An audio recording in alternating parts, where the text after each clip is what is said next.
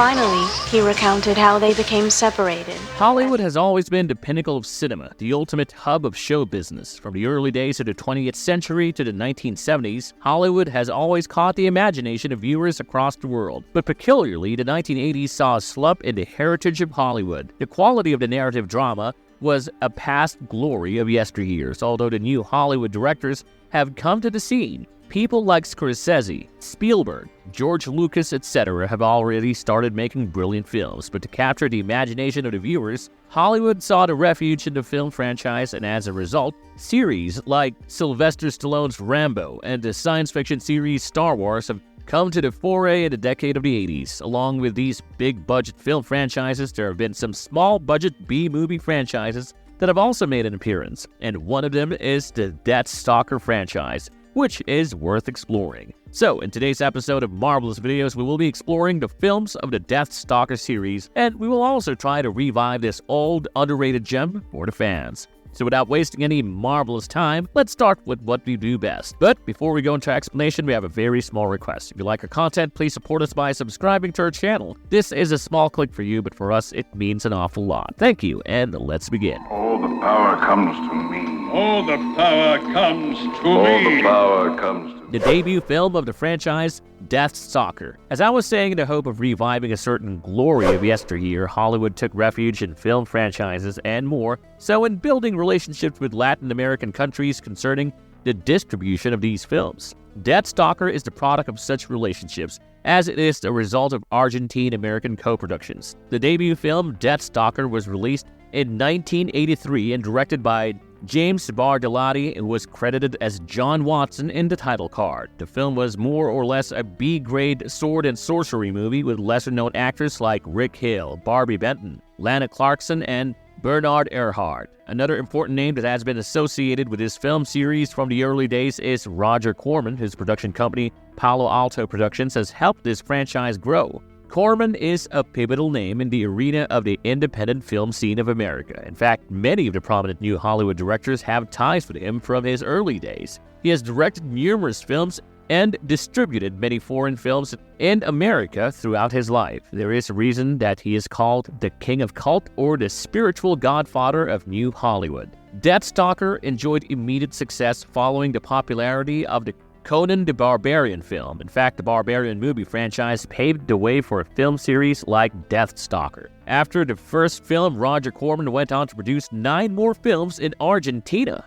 Now, what is Deathstalker all about? It is an adult sword and sorcery movie where the titular warrior Deathstalker goes on a quest to find an amulet and a sword from the evil King Munkar. The hero of the film is sent by a witch after a peculiar altercation. The whole setting of the film has a dreamlike quality, reminding us of the ancient times of the world when people behaved in a barbaric manner. From the first scene, you see people attempting to rape a woman, men fighting for dominance, and so on. Then comes the hero played by Richard Hill, who kills his enemies with ease, showing mastery over archery and swordsmanship. This sets the tone for a B film perfectly, telling the story of human history through the lens of various cults. Later, we encounter different characters who mainly belong to that jungle-like setting, living their lives in a non-civilized manner, while Deathstalker's journey continues. The main part of the film takes place inside the kingdom of the evil King Munkar, where Deathstalker has ventured. The film parodies history in an unprecedented way through its use of music and sexual content. Although it can seem overly comical at times and a realist might lose interest, it embraces the form of a parody, in my opinion. There is an interesting amalgamation of events happening in sequence where fighters from different regions gather to take part in a competition within the kingdom. People are drinking, women are omnipresent, and nudity is a central theme. In fact, in most B-movies from Hollywood, women, nudity, and overt sexuality have always played a significant role in marketing those films. Deathstalker also follows that path without any hesitation. Creating a primitive era of human history is the main goal for this debut film of the franchise. Despite some harsh criticism for its excessive nudity and the depiction of attempted rape throughout the film, it has garnered a cult following. Although it's an independent low-budget flick, it captures the imagination of gore enthusiasts throughout its fight sequences. Sometimes we're forgetting what we're expecting from a film like Deathstalker, what the makers intend to deliver, and ultimately, what the film will become. In answering all these questions, the film has successfully carved out its niche, building a cult following over time. However, the film is set in another period, but the costumes are not quite up to standard. One might also disagree with the political aspects of the film, particularly its treatment of women, where the storyline takes a backseat. Sword and sorcery movies have always been divided into two parts. One, showcasing muscled heroes, and the other, featuring bold, brave, and beautiful heroines. And this first installment of the franchise stays true to that tradition. You're about to become a very rich woman.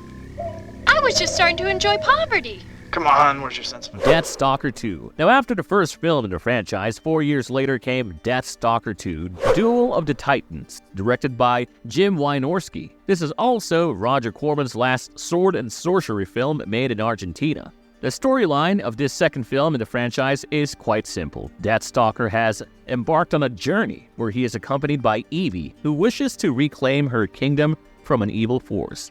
The film takes on a comedic tone, and the chemistry between the hero and Princess Evie is something viewers will enjoy. In every Deathstalker film, the main protagonist, Deathstalker, has some questionable morals, and the choices he makes put him in difficult situations. Through his mastery of swordsmanship and quick thinking, he overcomes every obstacle in front of him. Here in this second installment, Rick Hill's Deathstalker is replaced by John Terlesky, who is much younger, more adventurous, and more prone to romantic pursuits. While Terlesky's physique isn't as imposing as his predecessors, he engages in fights with vigor and enthusiasm. Despite the first film's repeated misogyny, the second part moves away from that stance to some extent. In the climax scene of this second installment, we see a cult of women take charge alongside Deathstalker and helps him win back the kingdom for the rightful Princess Evie. The women fight against the evil King Jakar's army to the last of their strength, and the film takes an interesting turn in its final minutes. In the end, the evil clone of Princess Evie is defeated by the real princess, and the film concludes. We see a women-led cult helping to overcome the evil force, just as in the first film of the franchise, where the people of the kingdom eventually rose up and burned King Munkar to liberate themselves. Lastly, despite the film's comedic tone and the open sexuality of Deathstalker and his amorous relationship with Princess Evie, the film ends on a happy note when the evil is vanquished. You really don't think I'd be foolish enough to walk in here without men to back me up? Deathstalker and the Warriors from Hell. Now, this is the third installment of the film franchise, directed by Alfonso Cuarón, released in 1988, just within a year of the release of Deathstalker II. The third part of the tetralogy starts in a jungle-like fantastical setting where a festival is taking place, and Deathstalker, played by John Allen Nelson, is on good terms with the cult Nicaeus. As in all other films of this franchise, another thrilling saga is unfolding, where the hero Deathstalker faces off against the evil wizard Truxartes and his cult of soldiers who rule Southland. Like every other film in the franchise, this one follows a mythological, pre-civilized journey-like narrative structure where Deathstalker ultimately emerges victorious. The storyline is strong enough to support this rousing and action-packed flick. Here, Deathstalker is on a quest for one of the rarest jewels, which holds the key to the future of the city of Arendor. The missing pair of stones is held by the evil wizard king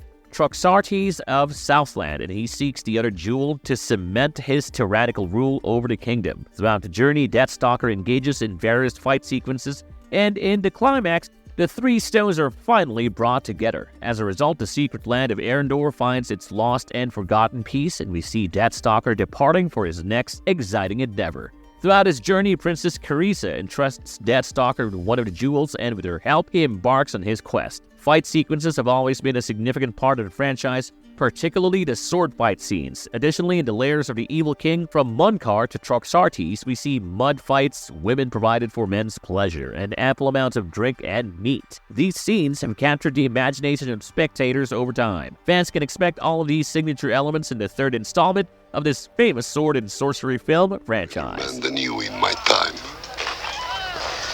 Your time's up.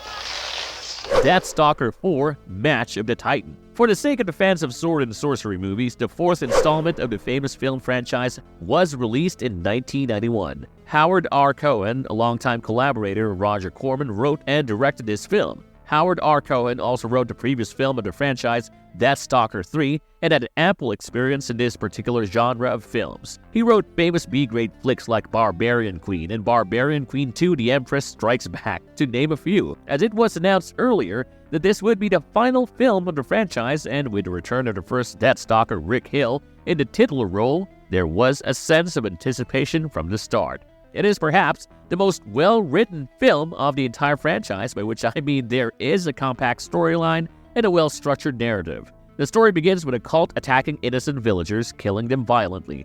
Then we are introduced to a narrator who recounts the story, serving as a sort of documentation of what Deathstalker is all about and why his tale is compelling. The narrator says the Deathstalker is a fearless warrior with nothing to lose, who only seeks to save people from injustice and evil.